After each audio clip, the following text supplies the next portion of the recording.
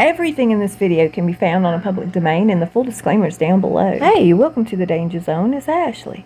I wish you lots of love and many blessings. So do you remember when Harry and Meghan first got together? She had him sell all his rifles after he quit hunting at her request. Prince Philip's antique rifles, the relics, were passed down to Harry, and I find it was just an excuse for Harry and Meghan to pawn them off. And they sold them with a quickness.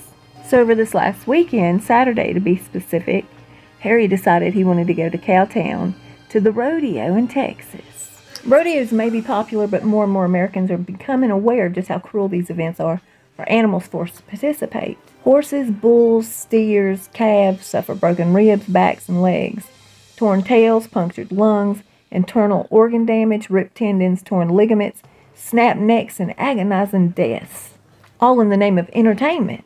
As with calf tripping, steer tripping, commonly called steer busting, puts a rodeo animal at extreme risk of injury or death. Steers weighing approximately 700 pounds are forced to run at top speed while the roper throws the rope around the steer's horns. The roper then flips the rope over the right side of the steer while turning his galloping horse to the left. Y'all, within a split second, the steer's head and neck are jerked 180 degrees or more, causing the animal to be violently tripped, rolled, and dragged for approximately 30 feet. That 700-pound body being dragged by the neck with the horns digging into the dirt. Can y'all imagine that? And bronco riding, whether it's saddle, bareback, horse, bull, it causes many deaths to both horses and bulls. It's not uncommon for horses and bulls in these events to crash on their neck and die. There are few laws protecting animals forced to perform in rodeos. The Federal Animal Welfare Act exempts rodeos from the protections it provides to animals. Why? Who knows? Some states exempt rodeos from their anti-cruelty statutes, while other states defer to clearly inadequate professional Rodeo Cowboys Association regulations to judge whether animal cruelty has occurred in rodeos or not. That's wild. And let's not forget the effects of normalized rodeo violence on children. According to this article that I got this information from, it talks about not only does this kill and injure many animals, but what in the world do you think it's doing to the children that are exposed to the sanctioned animal abuse? These people bring their kids to these rodeos. It's unbelievable. This goes beyond entertainment. This is no longer entertainment, but cruelty to animals and animal abuse. Why would you allow your child to watch this? Let's not forget that these animals that are used in these rodeos are in constant transport. They never catch a break.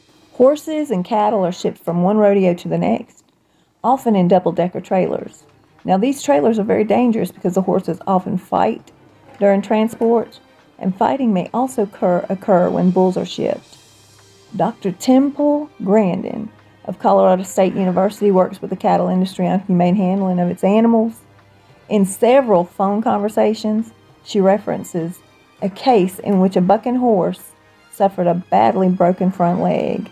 Instead of humanely euthanizing the suffering animal, the rodeo chose to ship the horse, her leg dangling across 2 states in a transport truck, along with other horses.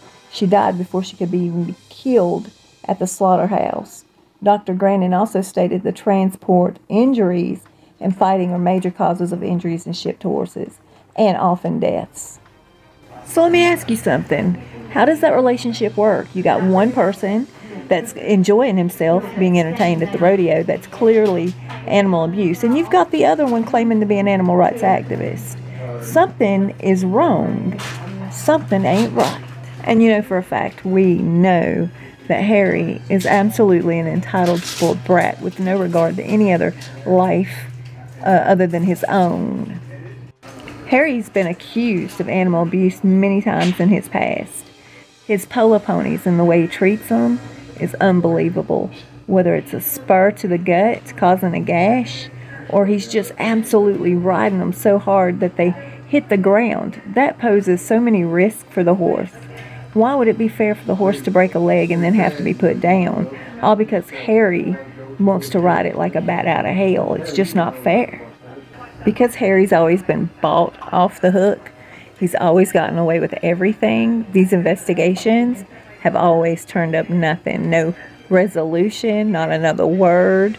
They point their fingers and they shut their mouths because they're told they do as they're told. And I believe the royal family has quieted quite a many investigators down over the years, especially when it comes to things like animal cruelty and where Harry's concerned, especially.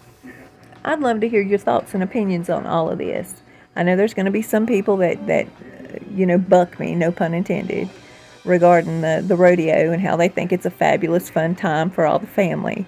I get that, and you have your right to your opinion, just like I have my right to mine. I'm not for animal cruelty. As a matter of fact, children, elderly, disabled, animals, if they can't defend themselves, if you hurt them, I don't have a thing for you. I thank you for spending time with me. I really appreciate it. I'll see you soon and we'll talk fast. Y'all please stay safe and be blessed and know that I love you.